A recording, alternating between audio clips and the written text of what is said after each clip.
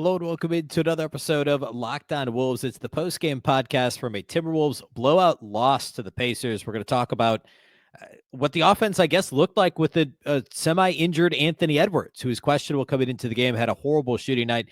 The bigger issue, though, is physicality and pace. Once again, proving that those are the two avenues to beating the Timberwolves and apparently beating them easily. We'll talk about what the Pacers did right to down the Wolves in this one. It's all upcoming. Welcome in.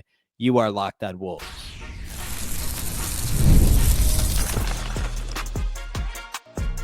You are Locked On Timberwolves, your daily Minnesota Timberwolves podcast. Part of the Locked On Podcast Network, your team every day. Hello and welcome to the Locked On Wolves podcast, part of the Locked On Podcast Network, your team every day. My name is Ben Beecken. I'm the host of Locked On Wolves. Today's episode is brought to you by Monarch Money. Take control of your finances with Monarch Money. Use code LOCKEDONNBA at monarchmoney.com for 50% off your first year. Happy Tuesday, everybody. It's not exactly a happy Tuesday. A terrible Wolves loss on Monday night. And I don't think that's too strong. This was albeit a good, full-strength Pacers team in Indiana. I get it. I don't think the effort level was there. We'll talk about that. Anthony Edwards, questionable with a thumb laceration, could not hit the broadside of a barn. Credit to playing through it. Yes, there were issues with how Ant played. We'll talk about that. We'll talk about how the Wolves just do not respond to getting punched in the mouth.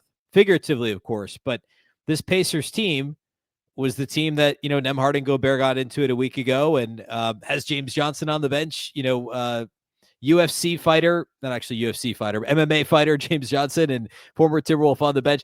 Like that team plays fast and plays physical, which are two things the Wolves sometimes, most of the time, just don't look comfortable doing. The Pacers clearly have a recipe to beating the Timberwolves. They're not the only team that's figured this out.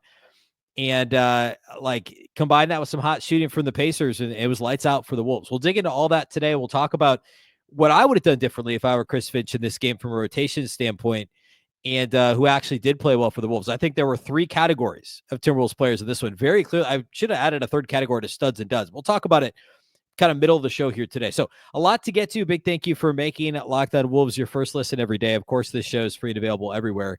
That includes YouTube as well as all of your favorite audio platforms. Wherever you like to listen to podcasts, you can find Locked On Wolves. You can also watch on the Locked On Sports Minnesota app on both Roku and Amazon Fire TV. And a reminder, you can subscribe to the daily newsletter at LockedOnDaily.com. It's one stop for ultimate Wolves and NBA coverage delivered right to your email inbox. Again, sign up for free at LockedOnDaily.com. All right. This was ugly, as I've already said. The Wolves were only down 2 at the end of the first quarter, and I said out loud to myself at the end of the first quarter, I don't know how they're not down 6 or 8, but they were only down 2. Not a bad close to the quarter, I believe, at the end of the first quarter, which helped things. Second quarter, kind of the exact same feeling. The Wolves were actually only down by 6 at halftime, but it felt like they should have been down 12 or 14. That's how sluggish they were to start the game.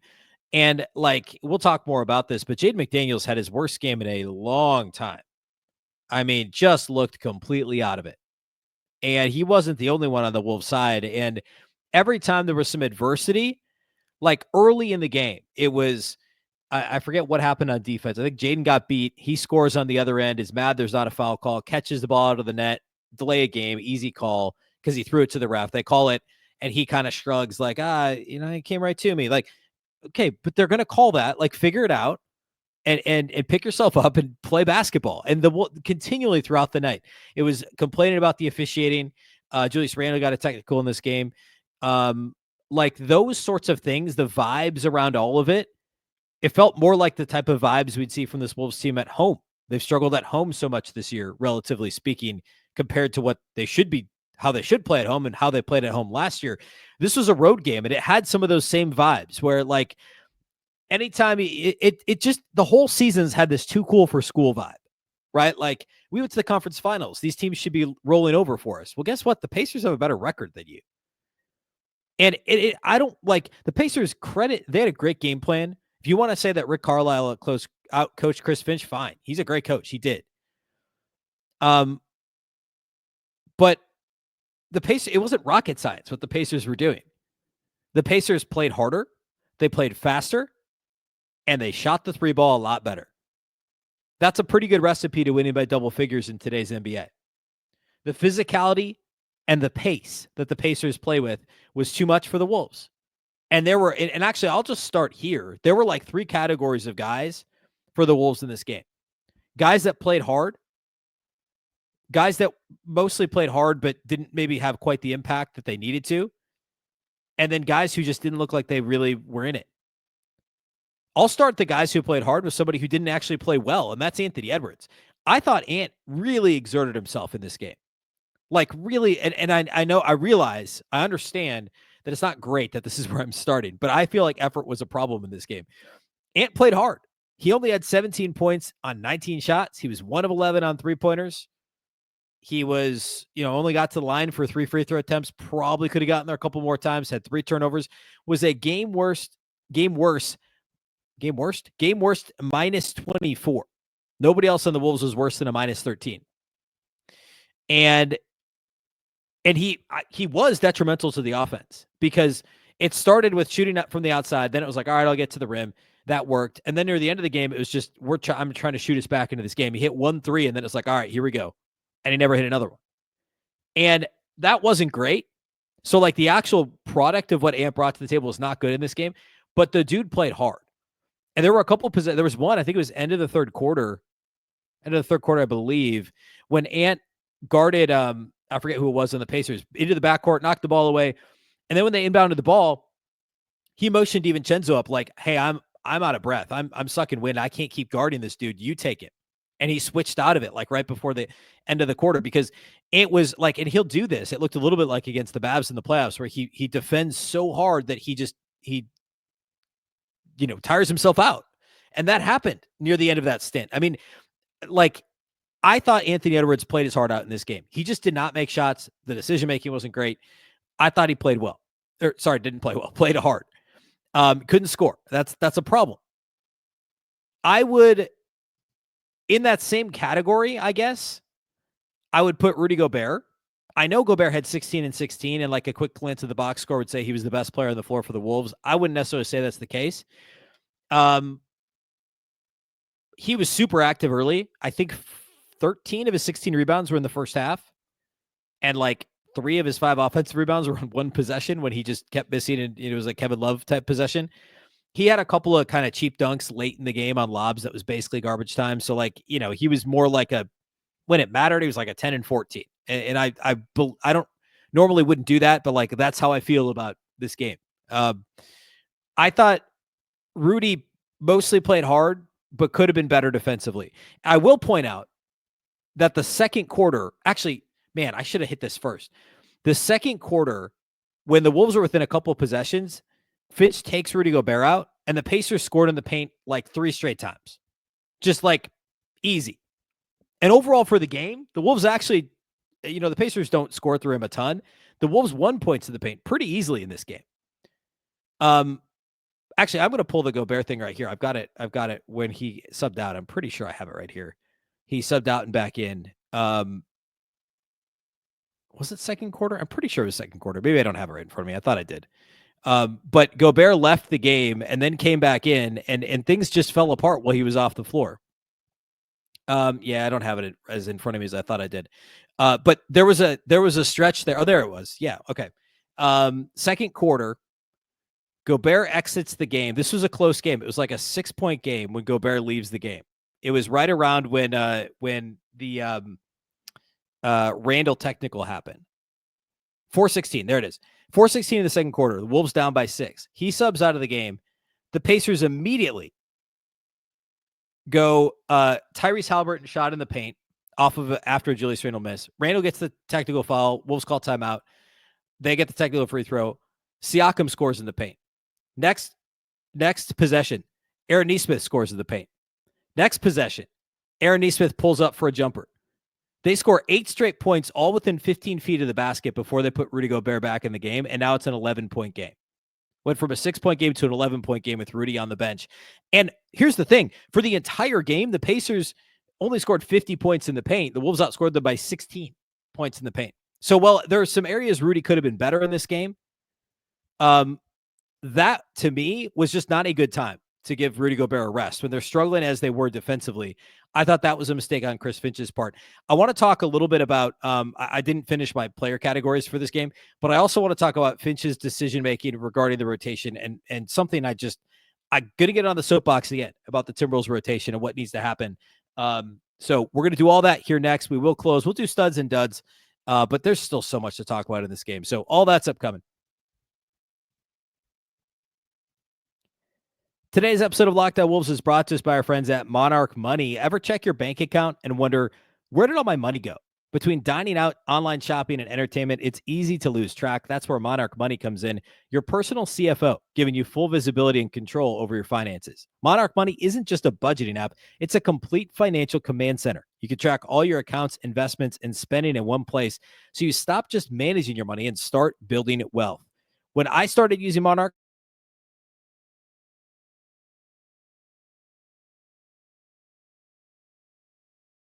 it's a little bit expensive, but it's so convenient. You set it to the side, and then it adds up. Well, it helps you budget smarter and save more when you realize just what that bucket of money is that you're spending. And also, it's all in one convenience. Instead of juggling multiple apps, you can use Monarch to check your finances, track spending, and even plan long-term goals. Take control of your finances with Monarch Money. Use the code LOCKEDONNBA at monarchmoney.com for 50% off your first year. That's monarchmoney.com, code LOCKEDONNBA for half off your first year.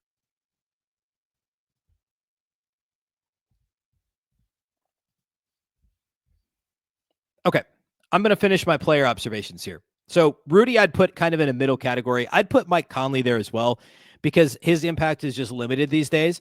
But he played well. I mean, he had a couple aggressive takes. He made 2 2-pointers in this game, which doesn't happen. He hit a 3 early in the game. Had 7 points, 5 assists, 4 rebounds, a steal, and a block, a Mike Conley block in 22 minutes. It's just the overall impact is limited because he only plays 22 minutes. This is a good offensive game for him, and he was 3 of 5 shooting, right? He played well. He played hard. He wasn't the problem here, I guess, is probably the best way to say it. I'd put Naz Reid in the middle category. Naz, you could argue he had the best game of any Timberwolves player. The final line is fine. 20 points on 13 shots, 3 made threes, 3 rebounds, 2 assists. A lot of that came when the Wolves were trying to get back into the game, early fourth quarter. I would say it was a fine Naz game. I thought for the most part he played hard, but I think he was part of the vibe problems in the first half, second quarter, third quarter even, where it's just like it didn't feel quite right. And Naz kind of felt like he was part of that. Put Dante in that category, actually. 9 points, 9 rebounds, 4 assists, but he was 4 of 13 shooting, 1 of 7 on threes, some questionable pull-up jumpers from him. Not great. The category of guys that just did not play well and didn't really look like they wanted to be there, couple of guys, both starters. Jaden McDaniels is the primary culprit. Julius Randle, his sidekick in this category. Jaden McDaniels, 6 points on 7 shots in 22 minutes, a single solitary rebound, 1 assist, a block, and a turnover in 22 minutes. It was so bad, he just didn't even play as the Wolves were trying to make that comeback. There was nothing about his game that was positive. And by the way, this is 2 games after he had a goose egg, 0 rebounds. In between, he played well in the Pelicans game, but everyone did, right? 17 points on 10 shots in 21 minutes. He had 5 points, no rebounds against the Pelicans the first time around last Wednesday. And then this game, 3 of 7 shooting, 6 points, 1 rebound in 22 minutes. The body language, the activity level, the defense. How often do we complain about Jaden McDaniels' defense? It was bad in this game. Tyrese Halliburton ate his lunch multiple times. Just bad defense for Jaden McDaniels. And it was like the bad offense led to the bad defense, and the bad attitude kind of was over all of it. Julius Randle, similar story. He was active on the glass, 6 boards in 24 minutes. I thought was a good kind of partner in crime for Rudy on the glass, but 9 points and 3 of 7 shooting, 0 of 2 threes, 3 of 5 on free throw attempts, missed 2 early in the game, had the technical foul, a gripe that was legit. It looked like he got fouled, but kind of kept at it until Murat Kogut gave him the technical foul during a timeout. Had 2 turnovers in just 24 minutes to only 2 assists. Not a good Julius game after he'd been playing well of late overall. Julius Randle, Jaden McDaniels to me are in the category of guys that just did not play well. And actually, you could probably put Nickeil Alexander-Walker in that category, although I don't I don't feel the same way about his demeanor and the way he went about it necessarily. But I don't think he played particularly well. I didn't put everybody. Actually, I kind of did put everybody in categories. So while I'm at it, this is actually a good segue. Back to the first category, guys who played hard. Jaylen Clark. Jaylen Clark is a really good basketball player. And I've said this so many times. I think it was just yesterday's show and certainly Friday's show. I clamored for Jaylen Clark to play more. He's got to play more. And I look up and he still only managed to play 19 minutes in this game. 6 points for Jaylen Clark on 3 of 5 shooting. He missed his only 3-point attempt, which I believe went in and out. He's had a lot of in and out 3-point attempts lately. 2 rebounds, 1 assist, 2 steals, and a block. Another stellar defensive performance. I don't know how this guy is not playing a minimum of 20 minutes a game every night. It's got to be 20, 25 minutes. I know we love Nickeil. I know Chris Finch loves Nickeil. I get it. I know, Dante DiVincenzo gives you something offensively that neither Alexander Walker or Clark can give you.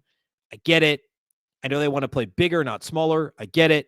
You got to find a way to put Jaylen Clark on the floor. He just makes winning plays. And related to that, this matchup in particular is one that screamed TJ Shannon Jr. Fast and physical. That's what TJ Shannon is. Go back to my scouting report from last July when the Wolves drafted him. That's the whole scouting report. He's a volume 3-point shooter that is just a wrecking ball in transition, NBA ready body, a physical defender, can be physical in the open floor in the open floor in transition. That was the scouting report. And I liked him as that type of a guy, a change of pace type guy. I still am dubious on him as a starting caliber player in the NBA. I mean, who knows? We'll see. He's obviously a little bit on the older side for a rookie. That's not what this conversation is. The point is right now today, as a rookie in the NBA, TJ Shannon can give you minutes against a team like Indiana and knock down a couple of threes and dunk on somebody in transition and get a steal and just be a wrecking ball. That's what he is as a guard, as a wing, is a wrecking ball. And this is the matchup to do that, to unleash a wrecking ball like that. Nickeil's a wrecking ball in a different way. Wrecking ball is not a good way to describe him, I guess. A measured wrecking ball, if you will, a more surgical wrecking ball, if that's a thing. Different guys. This matchup screams TJ Shannon Jr. It just does. And I'm not saying that I am saying Jaylen Clark should play rotation minutes. I'm not saying TJ Shannon should take Nickeil Alexander-Walker or Dante DiVincenzo or Jaden McDaniels or anybody's rotation spot. But I think you have to be able to pull certain levers and push certain buttons in certain matchups. And Chris Finch has not always been willing to do that. And I've been a Chris Finch defender, and I still am. And I also want you to hear this. I'm not saying this is a different conversation than saying the Wolves are only 41-32 because they wouldn't play the young guys early in the year. That's not what I'm saying. I'm not at all saying that because TJ Shannon and Jaylen Clark aren't playing enough right now on March 24th, that doesn't mean that they should have played in November. Because I'm not convinced that that's the case. We can't ignore that they've had 4 or 5 months of being in an NBA program and NBA strength and conditioning and NBA practices and shoot-arounds and film sessions. And the fact that the Wolves also needed to figure out what they had from their primary 8-9 guys that are going to be playing in the playoffs. Because that's still who's going to play in the playoffs. But games like this in a long regular season, you have to give opportunities to guys like TJ Shannon and Jaylen Clark who can go and do their 1 or 2 very clear NBA skill set type things when guys like Nickeil and Jaden are having clear off nights and are giving you zero value. This was a prime moment for that to be the case, to play the Jaylen Clark minutes, to play the TJ Shannon minutes. And I think it was a missed opportunity from Chris Finch. And it's not going to be every matchup. I don't necessarily think that they should every single night be playing TJ Shannon, 12 minutes or anything like that. Like the Phoenix game upcoming, I think that's probably more of a Nickeil game. Right? I'm not saying the Denver game is probably a Nickeil game. Definitely a Nickeil game, given the way that Nickeil Alexander-Walker plays against the Nuggets. But some of these other matchups, unleash TJ Shannon, see what happens. That to me was a miss in this game. I want to talk about a couple other categories. We'll hit studs and duds quick because I kind of sort of already did it by sorting guys out. But I want to hit some other box score categories, areas I think the Wolves either did well or struggled in, mostly struggled in this game. And that's how we'll close out the show. We'll do all that here next.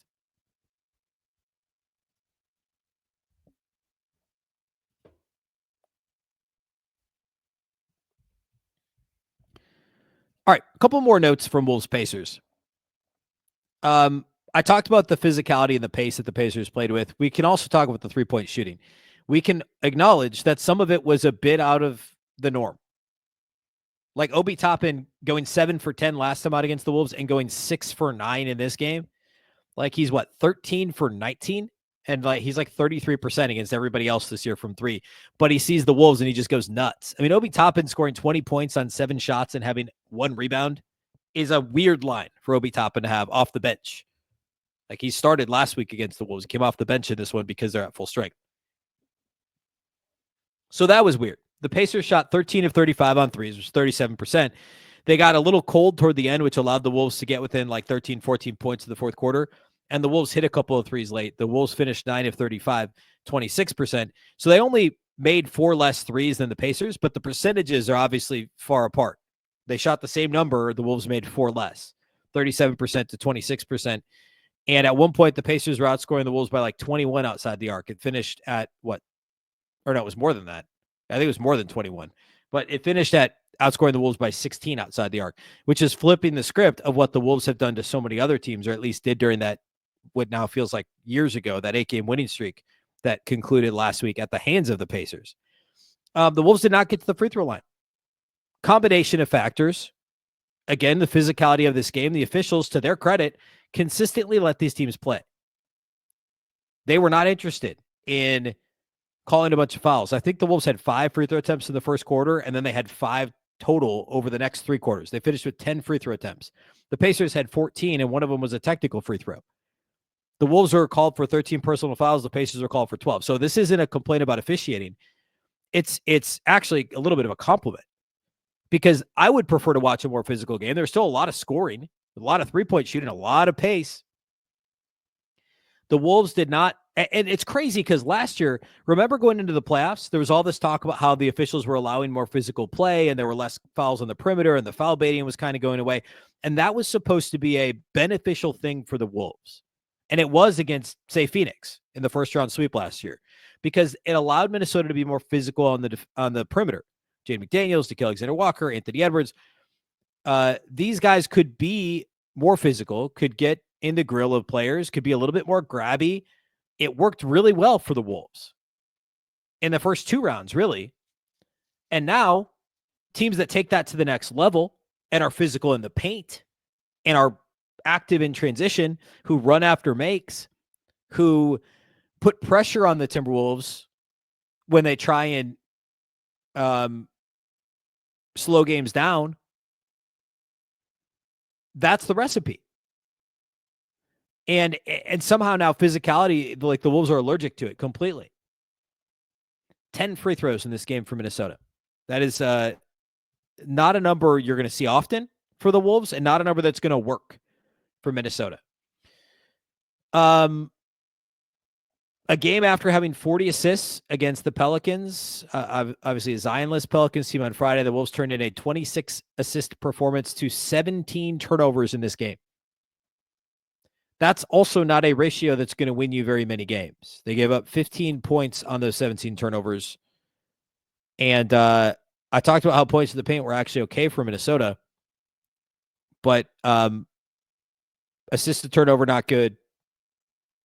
Not getting to the free throw line, not good. And just not making threes. We could also say not making free throws.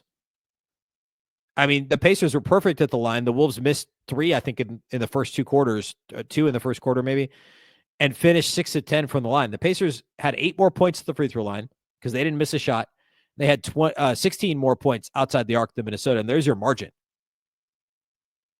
That was the issue. Points in the paint don't matter if you lose those other categories by so much. So, again, the Pacers recipe: pace, physicality, and have some hot shooting. Have some guys make threes that don't normally make a ton of threes. And that was the recipe for the Pacers, really, in both of these games against the Wolves.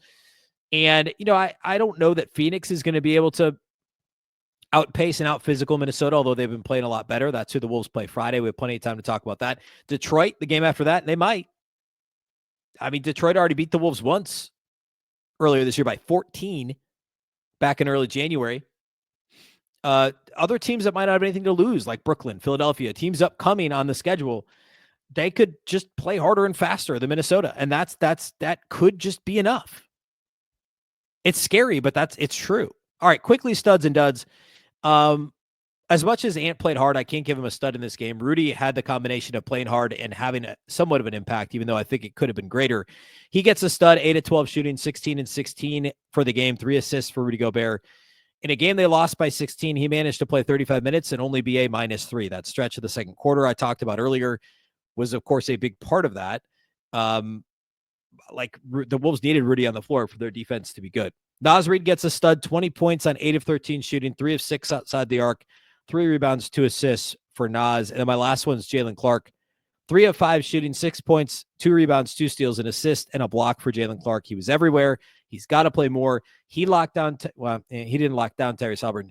He had a shot, a puncher's chance at stopping Tyrese Haliburton, whereas Jaden McDaniels did not in this game, put simply. Duds, Jaden McDaniels, Julius Randle. Talked about it already. Don't think I need to say anything else. They did not play well. Let's flush this one, which, of course, the Wolves can't actually do because it all matters. They had a chance to move into 6th in the West. And no, that didn't happen. Next up, the Wolves have Phoenix on Friday back at home for a 2-game homestand before they have a 5-game road trip and then a final end-of-season 2-game homestand 2 weekends from now. We'll talk. We have lots of time this week to complain about all the stuff I talked about today. We'll talk about rotations. We'll talk about how could Jalen Clark find some minutes? Could the Wolves play some smaller lineups, etc.? I say that realizing that, I just talked about how Rudy was so impactful defensively for the Wolves. I'm not saying play Rudy Gobert less. I'm saying play smaller lineups. We'll talk about that. We'll talk about the Phoenix matchup later in the week. We'll peek ahead at the schedule. I'll try my best to predict the rest of the season. I had predicted the Wolves would get hot in the second half and win 51 games. They've now got to go 9-0 the rest of the way in order to get to 51 wins. That feels unlikely, but you never know. So that's what we'll do on the show here for the rest of the week. No games until Friday. The Wolves get 3 nights off, which is great, except for they have this bad taste in their mouth. And this came after 2 nights off. They didn't play Saturday or Sunday. So who knows what this is going to look like come Friday. That's all we got for you today here on the show. A big thank you for making Locked On Wolves your first listen every single day. Of course, this show is free and available everywhere. That includes YouTube, as well as all of your favorite audio platforms, wherever you like to listen to podcasts. You can find Locked On Wolves. You can also watch on the Locked On Sports Minnesota app on Roku and Amazon Fire TV. And a reminder, you can subscribe to the daily newsletter at LockedOnDaily.com. It's one stop for all your favorite Wolves and NBA coverage delivered right to your email inbox. Sign up for free now at LockedOnDaily.com. Of course, the Locked On Wolves podcast is part of the Locked On Podcast Network. Remember, the Locked On Network is your local experts on all the biggest stories. Once again, I'm Ben Beecken. This is the Locked On Wolves podcast, and we'll catch you next time.